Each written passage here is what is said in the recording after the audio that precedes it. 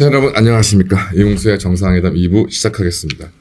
2부에서는 이제 좀 약간 세계적인 시야로 좀 넓혀서 이제 굴러가는 바위가 지금 힘차게 구르고 있다.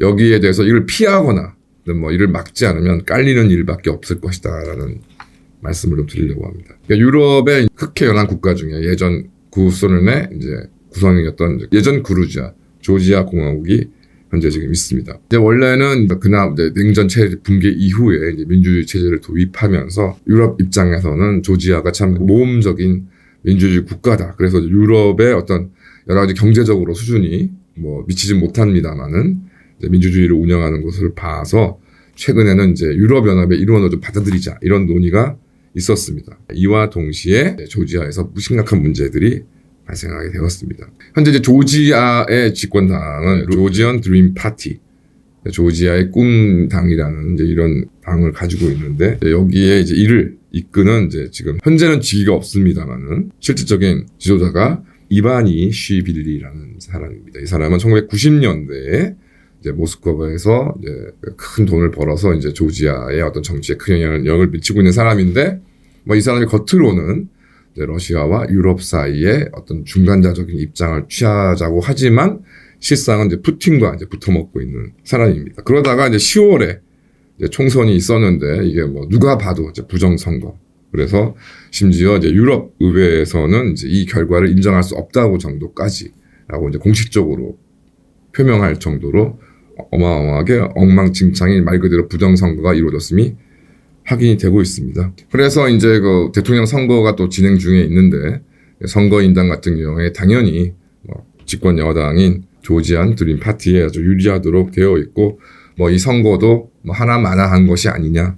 그래서 뭐 결론적으로는 이제 조지아가 유럽연합의 일원이 되고 서구의 일원으로 이제 인정받고 싶어 했던 그런 국민적인 열망을 무시당하고 이제 러시아의 편에서는 이제 그런 국가로 다시 그러니까 구소련 시절을 회귀하는 그런 모습을 보이고 있고 뭐 이에 대해서 당연히 국민들은 악몽 같은 구소련 시절로 돌아가고 싶지 않기 때문에 이런 집권 여당과 정부에 대해서 강력한 항의 시위를 진행하고 있습니다. 이에 대해서 뻔합니다. 우리가 우크라이나에서 보았듯이 뭐 이러고 저러고 뭐 봉쇄니 뭐니 이런 얘기를 하고 있습니다만은 다들 뭐 미국이나 영국이나 이런 나라들은 미적지근하고 유럽은 제재를 하면서 내세우고 있습니다만은 또 유럽의 현재 일원인 헝가리와 슬로바키아의 반대로 실질적인 의미 있는 뭐 제재라던가 이런 조치를 취하지 못하고 있는 그런 상황들 뭐 우리가 우크라이나에서 벌어졌던 일들로 잘 알고 있습니다. 더군다나 이제 중공의 이제 문제가 점점 더 심각해짐을 확인되고 있습니다.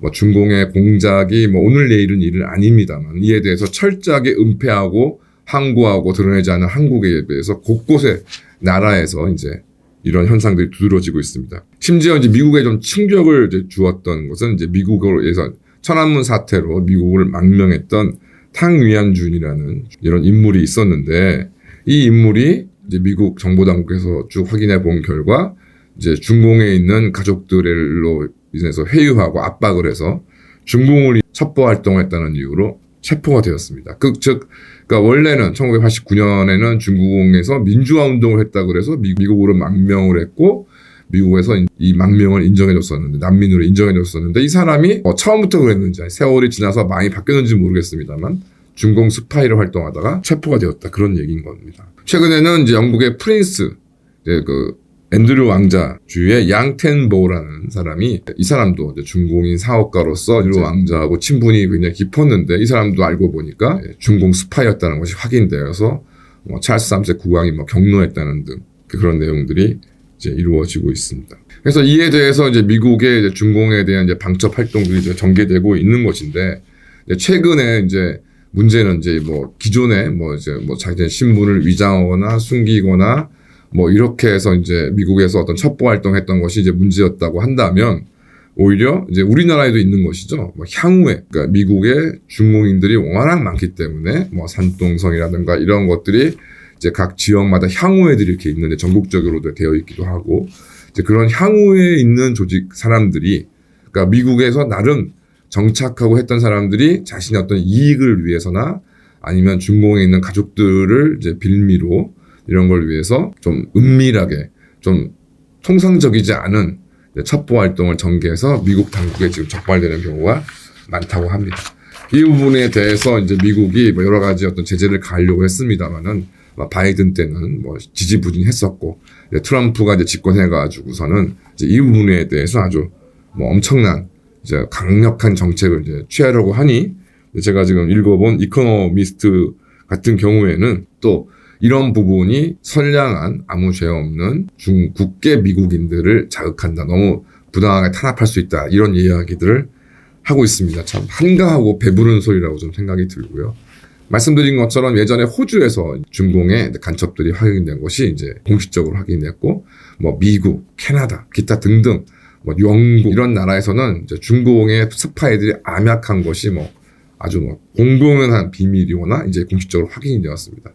그런데 이제 우리나라에서는 비교적 흔적은 이제 확인이 됐는데 더 이상 추가적인 수사라던가 조치는 이루어지지 못하고 있고, 뭐 이재명과 민주당은 이제 간첩법 개정에 적극적으로 반대하면서 이제 중공을 위한 북한이 아닌 다른 적성 국가를 위해서 활동하는 간첩은 비밀을 유지하지 비밀 침해나 이런 것들로만 처벌할 수 있을 뿐 간첩으로는 처벌하지 못하고 있습니다. 이런 부분들, 그러니까 지금 이제 뭐 탄핵 국면에서 행정부는 마비되고 경찰 등의 공권력은 이재명과 민주당의 편을 들거나 이제 무력화된 뭐 그런 상황에서 우리나라 자체 안보 위험도 좀 높아지고 있는데 아마 이 경우를 북한과 중공이 적극적으로 활용하면서 이제 우리나라의 어떤 핵심적인 비밀이나 이런 부분들을 이제 침해하고 취득하고 이제 국가에 또 해를 끼칠 것이 분명하고요.